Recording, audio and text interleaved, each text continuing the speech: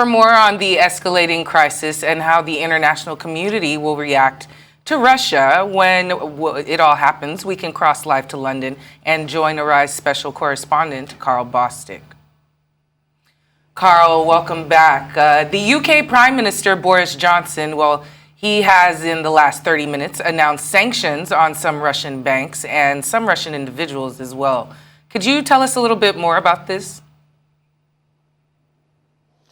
That's right. Good afternoon. I think what was striking, if anything, in today's appearance at the Commons, it was one of the rare occasions where you saw both sides of Commons. In other words, Boris Johnson, his own party, and of course the opposition, Labour opposition, all standing united, all in solidarity about how to proceed next. What these sanctions we're talking about has to do with the fact that the UK has always had a reputation for being really a safe haven for wealthy people, especially oligarchs, Russian oligarchs, to hide their assets because of laws that allowed for anonymous ownership in the UK.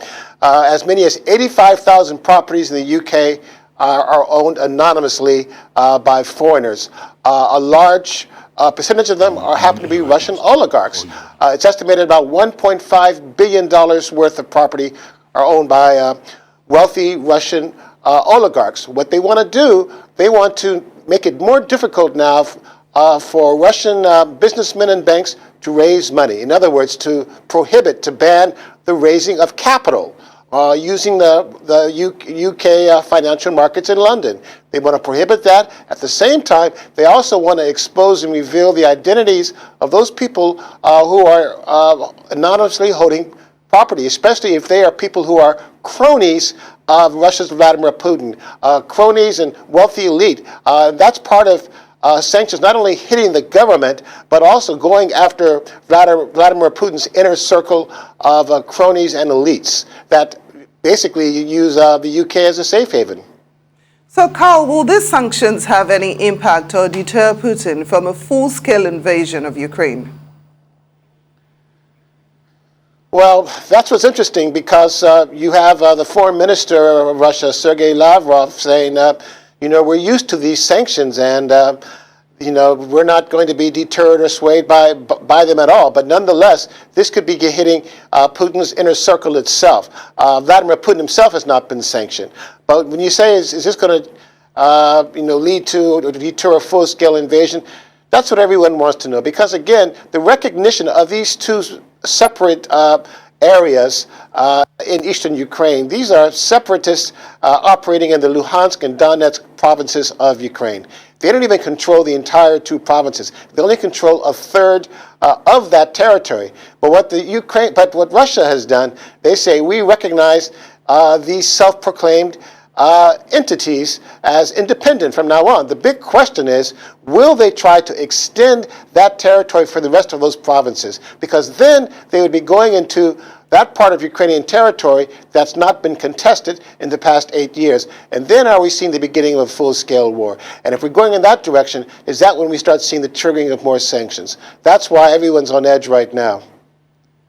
And can you tell us more about this decision by the German government to halt the approval of the Nord Stream 2 pipeline? Well, it's very consequential. Very simply put, Germany is heavily dependent on Russian energy. Nearly about 2/3 of its gas comes from Russia. This pipeline was supposed to deliver more natural gas from Russia under the Baltic Sea to Germany, about 750 miles in length. The pipeline is full of natural gas as we speak.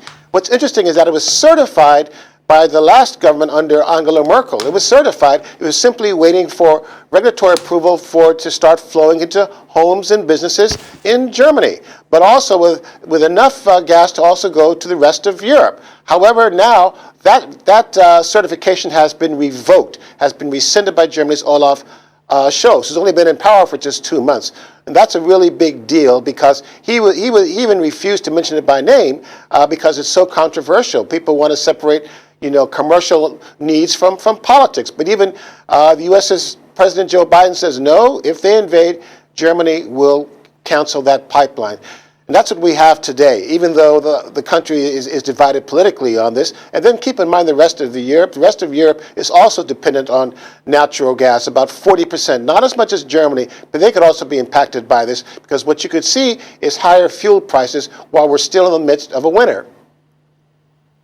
So what happens now with the proposed meeting between Russia's Foreign Minister Sergei Lavrov and Anthony Blinken? Do you think diplomacy at this stage can still work? Well, if this meeting doesn't happen, the door for diplomacy is all but shut. Already the window is closing so much right now. This was proposed over the weekend, days ago. That seems like an eternity ago. Today's only Tuesday, where Lavrov had accepted the request by Anthony Blinken for a meeting to perhaps pave the way for a summit between President Biden and Russia's President Vladimir Putin. Well, at the very least, this meeting is supposed to take place on Thursday in Geneva, but it was always with the understanding and the condition that there would be no invasion. So where are we now? Are we still going to proceed with this meeting? And is what we've seen happening in these two separatist enclaves in eastern Ukraine, does that constitute an invasion or not? Is that the red line that's been crossed that would make such a meeting now off the table? And that's what we're waiting to find out, which you may know much later in the day. All right, I want to say many thanks to you, Karl Bostic, for bringing us the latest on the tensions between Ukraine and Russia.